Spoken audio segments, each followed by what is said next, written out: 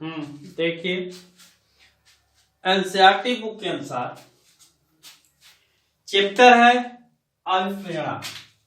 आपका चैप्टर रहेगा अभिप्रेरणा। अभिप्रेरणा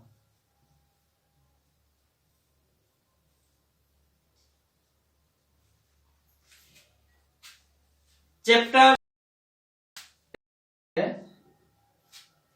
अभिप्रेरणा में अभिप्रेरणा क्या है। अभिप्रेरणा के अंतर्गत आपका आता है एक प्रकार की प्रेरणा उत्पन्न होना किसी भी कार्य को करने के लिए, जैसे गति प्रदान करना, अर्जित करना, किसी प्रेरणा को अर्जित करना, ये सारे जो है प्रेरणा के अंतर्गत आते हैं। देखा गया मोटिवेशन,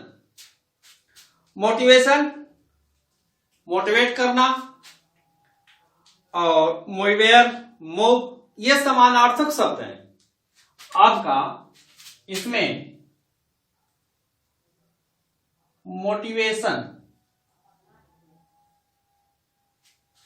मोटिवेशन करना, मोटिव, मोटिवेयर,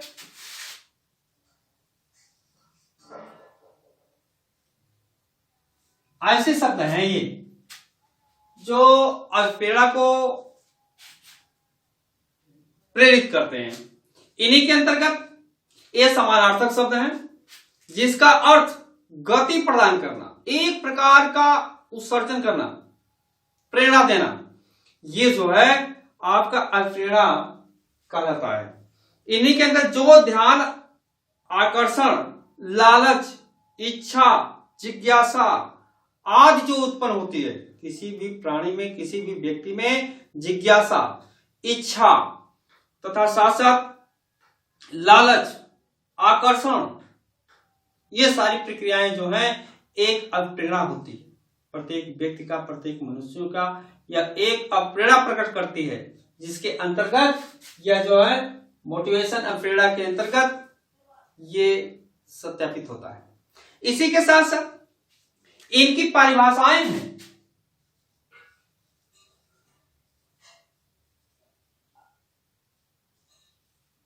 विभिन्न वैज्ञानिकों ने अपने अपने मतानुसार इनकी निम्नलिखित परिभाषाएं दी हैं, जिसमें स्किनर के अनुसार पहला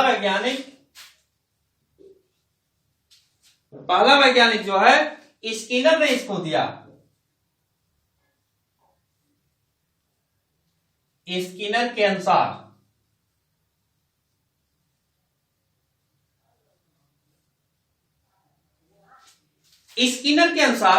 स्किनर ने इनके संबंध में कहा कि अभिप्रेरणा सीखने का सर्वोत्तम राजमार्ग है।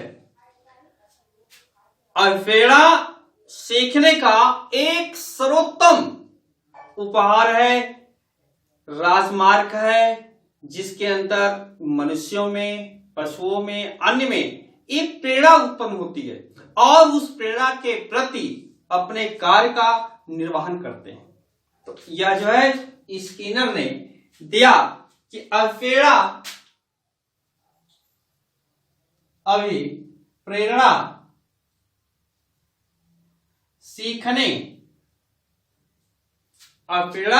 सीखने का सर्वोत्तम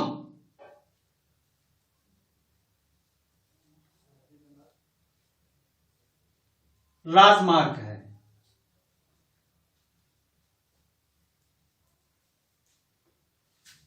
तो अभिप्रेरणा सीखने का एक सर्वोत्तम राजमार्ग है। दूसरा है, वैज्ञानिक ने दिया इसी का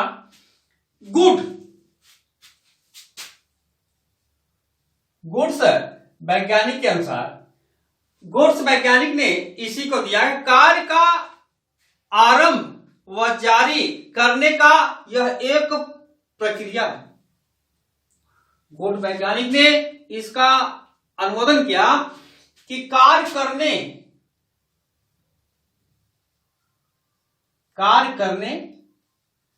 जारी रखने,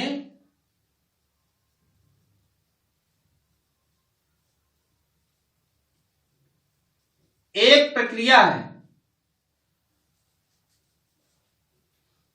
गुट ने अपने शब्दों में कहा कि यह अल्फेरा कार्य करने, जारी करने, रखने की यह एक प्रक्रिया है, जिसमें मैकडूगल ने कहा, तीसरा वैज्ञानिक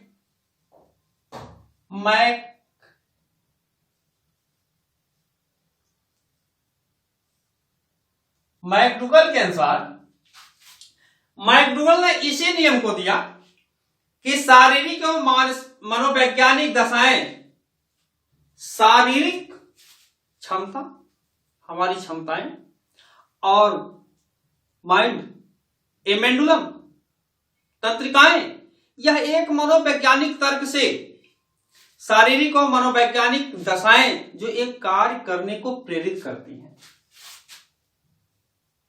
मानसिक एवं शरीर कार्य करने की प्रेरणा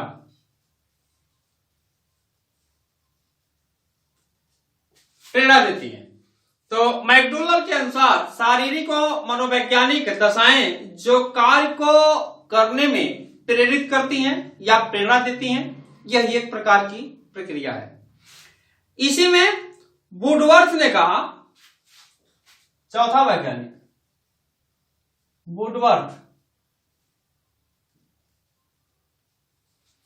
वुडवर्थ वैज्ञानिक ने कहा कि वह समूह जो निश्चित उद्देश्य और व्यवहार को स्पष्ट कराता है। वुडवर्थ ने कहा कि वह समूह जो व्यवहारिक, वुडवर्थ ने कहा वह समूह जो व्यवहारिक तथा निश्चित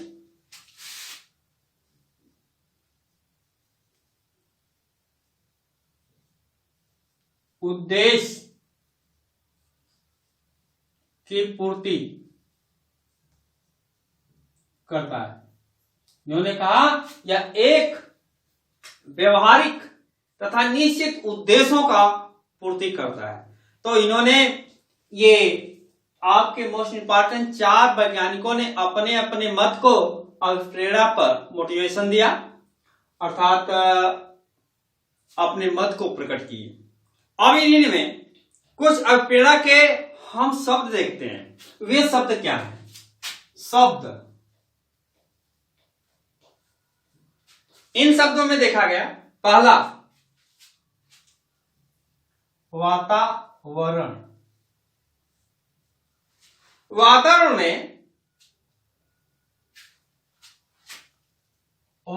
में आता है आपका अर्जित प्रेरक।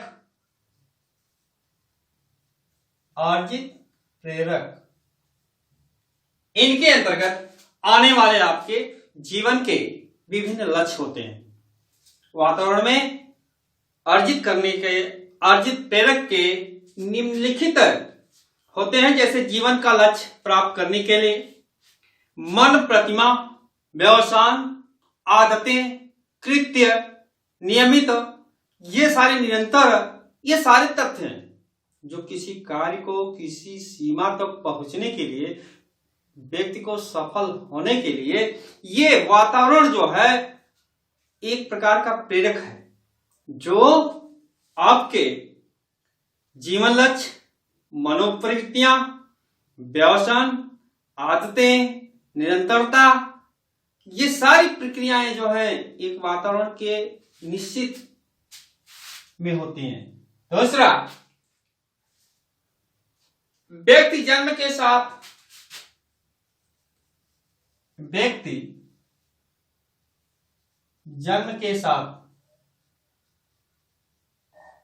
देखें,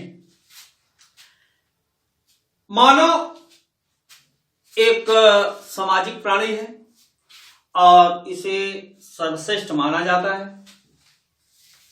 मानव को, जिसमें व्यक्ति जन्म के साथ, जब जन्म होता है व्यक्ति का, तो वह विभिन्न प्रकार के पहलुओं से गुजरता है और उस पहलुओं में सीखता रहता है और पूरे लाइफ जीवन भर कुछ न कुछ सीखता रहता है। ऐसे में सामाजिकता है, भौतिकवाद है, सांस्कृतिकवाद है तथा अन्य राजनीति है, उद्योग है, धंधे हैं, विभिन्न प्रकार के प्रश्न हैं जिसके अंतर्गत यह व्यक्ति जन्म के साथ साथ आने के बाद वह कुछ न कुछ अपने लाइफ में सामाजिकता, व्यवहारिकता, जीवन लक्ष्य, मनोप्रवृत्तियां, व्यवसाय आदि अर्जित करता रहता है। तो ये जो है दूसरा रहा व्यक्ति जन्म के साथ। तीसरा प्रश्न है बाह्य प्रेरक। तीसरा है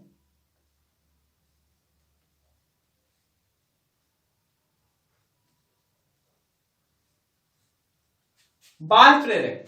हाँ देखें, कुछ जीवन में बाह्य प्रेरक आते हैं और उन्हें हम स्वीकार करते हैं और उन प्रेरकों को मानते भी हैं। उसमें आपके आने वाले, जैसे देखा जाए आरोप, दंड का आरोप हो, चोरी का आरोप हो, अन्य राजद्रोह का आरोप हो या विभिन्न प्रकार के आरोप हो, सारे आरोप आते हैं। तो प्रश्न आता है आरोप का। दूसरा प्रश्न आता है दंड, पुरस्कार,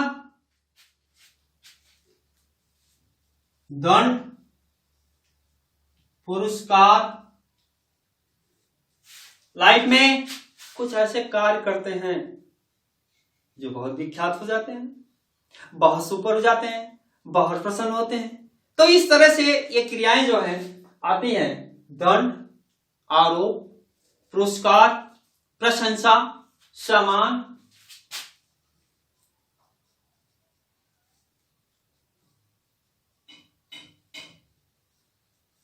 सम्मान, ठीक है, ये प्रक्रियाएं से गुजरना हमें पड़ता है, जिसमें कुछ ऐसे कार्य कर देते हैं लाइफ में जो प्रशंसा ही प्रशंसा हो जाती है जग में, और कुछ ऐसे होते हैं जिसमें मान और सम्मान मिलता है, जैसे डॉक्टर है, वकील है, ठीक है, सीएम है, पीएम है, विभिन्न प्रकार के हैं।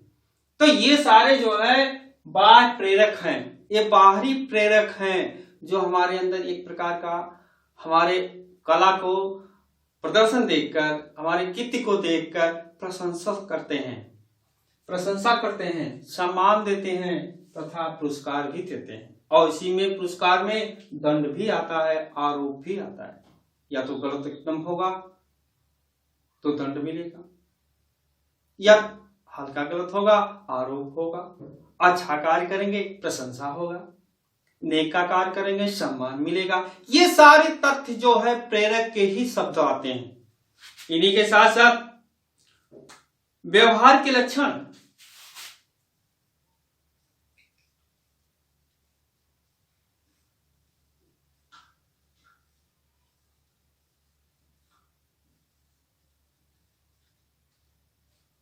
व्यवहार के लक्षण, व्यवहार के लक्षणों में देखा गया उत्सुकता,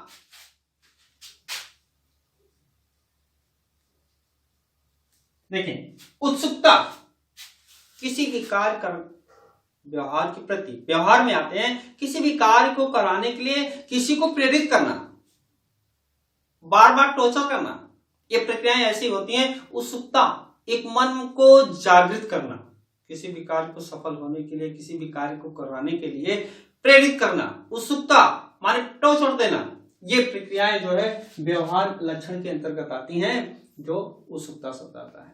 इन्हीं के साथ साथ उत्साह, पांचवा उत्साह, आवलिक बढ़ता है।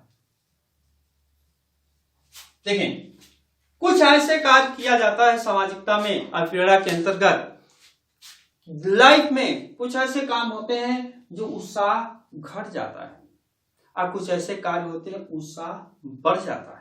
तो लाइफ में ये प्रेरणा के अंतर्गत उतार और चढ़ाव माने घाटा, लॉस और बढ़ता है प्रॉफिट, ये दोनों पर आधारित होता है। तो कुछ कितनी ऐसे सामाजिकता में आती है, लाइफ में आती है कि प्रेरणा के अंतर्गत उत्साह होता है और कुछ ऐसे कितने होते हैं जो हमारे उत्साह को दमन कर देते हैं, घटा देते हैं, फ्लॉप हो जाते हैं। ऐसी प्रक्रियाएं जो है उत्साह घटता है बढ़ता है, वह अभिप्रेरणा के अंतर्गत ही आता है। अभिप्रेरणा के ही अंतर्गत आता है। इसी के बाद देखा गया घातक किसी कार्य को करता है, यह सकारात्मक प्रेरणा है। 6 सकारात्मक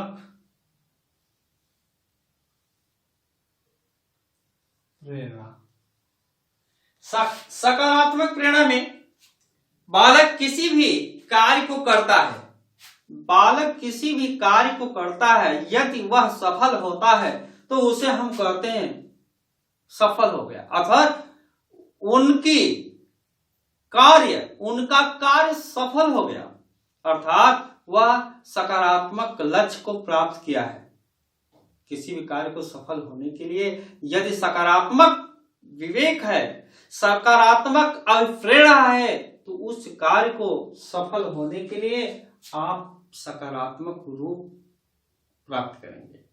इन्हीं के साथ साथ स्वधारणा प्रेरक, 7वां स्वधारणा प्रेरक। स्वधारणा प्रेरक के अंतर्गत ऐसे तथ्य आते हैं जिसमें किसी भी कार्य को चेतावनी पूर्ण कराना।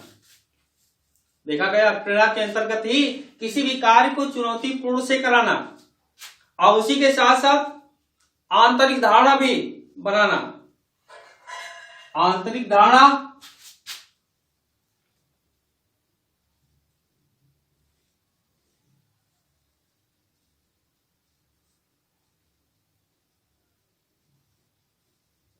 चुनौतीपूर्ण, आंतरिक धारणा और चुनौतीपूर्ण दोनों प्रश्न आते हैं। यह जो है आपका स्वधारणा प्रेरक में, स्वधारणा प्रेरक स्वयं की धारणा प्रेरक में हम किसी कार्य को चुनौती के साथ करेंगे, अलाउंस के साथ करेंगे, डंके की चोट पर करेंगे। ये आपका जो है आंतरिक प्रेरणा रहेगी और चुनौतीपूर्ण रहेगी। यह जो है स्वधारण प्रेरक के अंतर्गत आता है। इसी के साथ साथ हम देखते हैं अभिप्रेरणा को प्रभावित करने वाले कारक।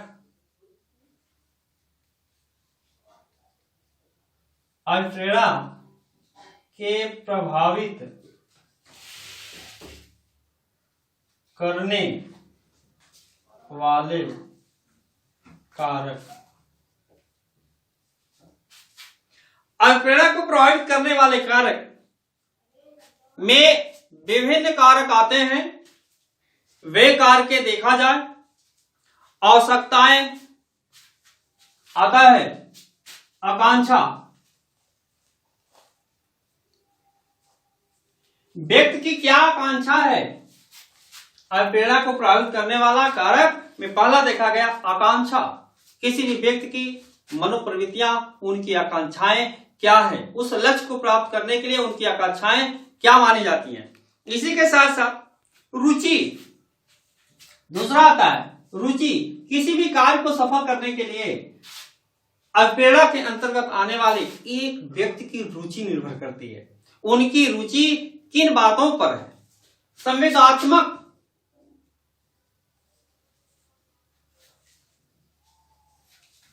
संवेगात्मक, आंतरिक भावनाएं, उत्प्रेरक, ये प्रक्रियाएं जो है संवेगात्मक का रूप देती हैं। जो अभिप्रेरणा होगी और उस अभिप्रेरणा के अंतर्गत जो गतियां होगी वे संवेगात्मक का लक्ष्य निर्धारण होगा। इस तरह से यह देखा गया कि विभिन्न तथ्यों पर जो अल्पप्रेरणा सत्यापित होता है वह संवेगात्मक गुण को प्रकट करता है। इसी के साथ साथ अल्पप्रेरणा के सिद्धांत प्रेरणा के सिद्धांत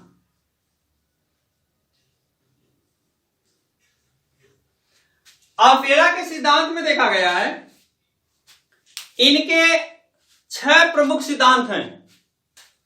इनके 6 पॉइंट सिद्धांत हैं। वे सिद्धांतें भिन्न भिन्न हैं। जैसे हम कुछ सिद्धांतों का वर्णन करते हैं। पहला है लेविन का सिद्धांत। पहला सिद्धांत है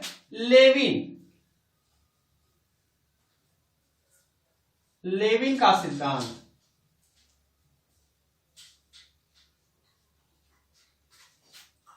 लेविन के सिद्धांत के अनुसार इसमें विभिन्न तथ्य आते हैं। जैसे संयोग, देखिए संयोग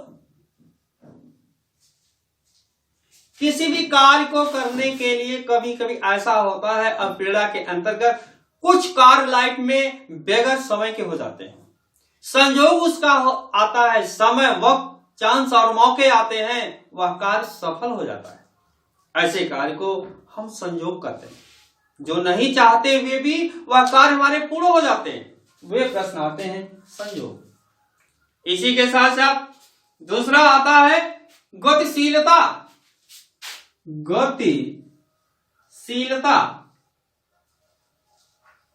गतिशीलता किसी भी कार्य को करने के लिए प्रतिदिन निरंतर यदि उस कार्य को किया जाए तो वह प्रक्रियाएं जो है गतिशीलता का रूप धारण करती हैं।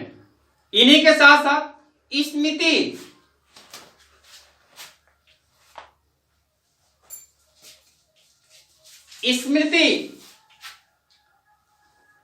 व्याख्या,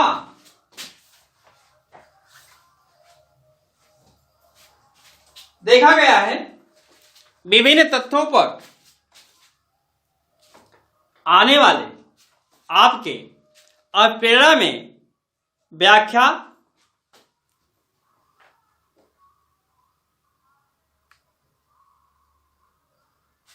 व्याख्याएं, स्मृति, व्याख्याएं और भाग्यनाशा, निर्णय,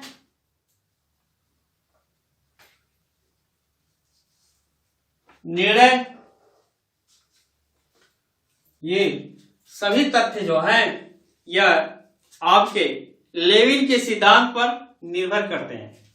जो निर्णय निकलता है किसी भी प्रश्न का, किसी भी आंसर का, जो भी निर्णय निकलता है वह अल्पप्रेरणा के सिद्धांतों पर ही कार्य करता है। इसी के साथ साथ हम यह आपके 5-6 जो है सिद्धांत इनके अल्पप्रेरणा के हो गए। इन अल्पप्रेरणा के सिद्धांत के बाद हम देते हैं मूल प्रवृत्तियां।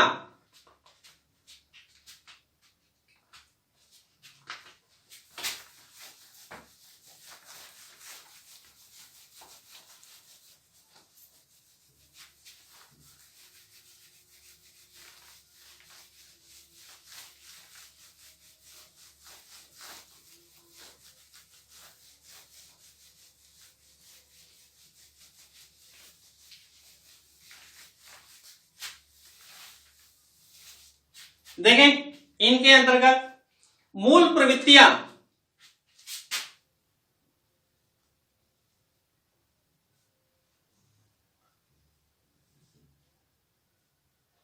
मूल प्रवृत्ति के अंतर्गत आने वाले मैकडूगल ने अपने मतों को दिया। मैकडूगल ने अपने मतों को स्पष्टीकरण किया। इसी के साथ साथ अल्पप्रेरणा के सिद्धांत, अल्पप्रेरणा के सिद्धांत, अल्पप्रेरणा के सिद्धांत में हम निम्नलिखित सिद्धांत इसमें देखे हैं। जैसे नंबर 1 ऐच्छिक का सिद्धांत, ऐच्छिक सिद्धांत दूसरा, मूल प्रवृत्ति का सिद्धांत।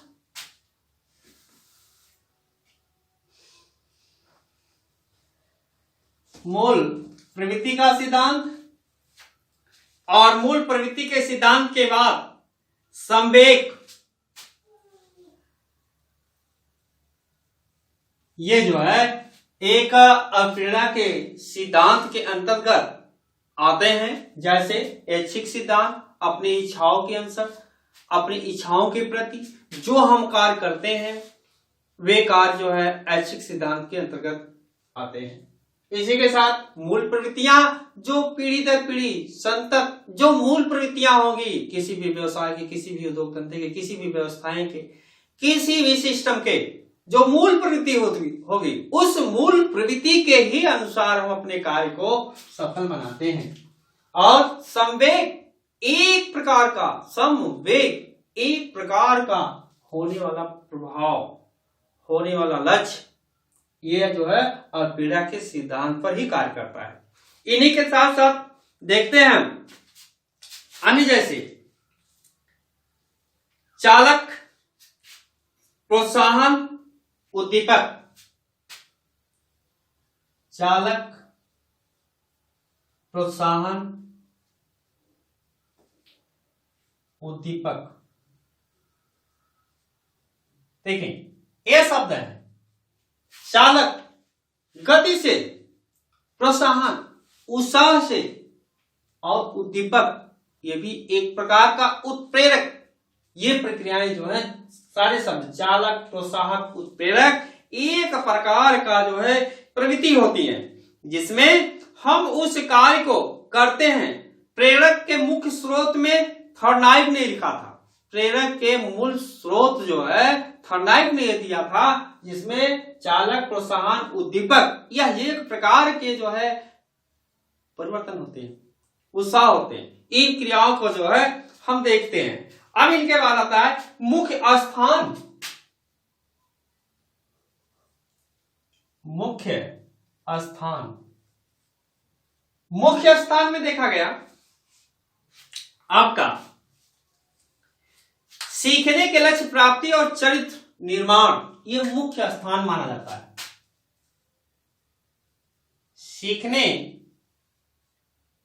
सीखने का लक्ष्य, प्राप्ति और निर्माण, ये तीनों जो है ये दोनों मुख्य स्थान, सीखने का लक्ष्य और प्राप्ति और निर्माण, ये कार्य जो है एक प्रमुख रूप से कार्य करते हैं। इन्हीं के साथ साथ आपके प्रेरणा, प्रेरणा के अंतर्गत आने वाला सकारात्मक और नकारात्मक,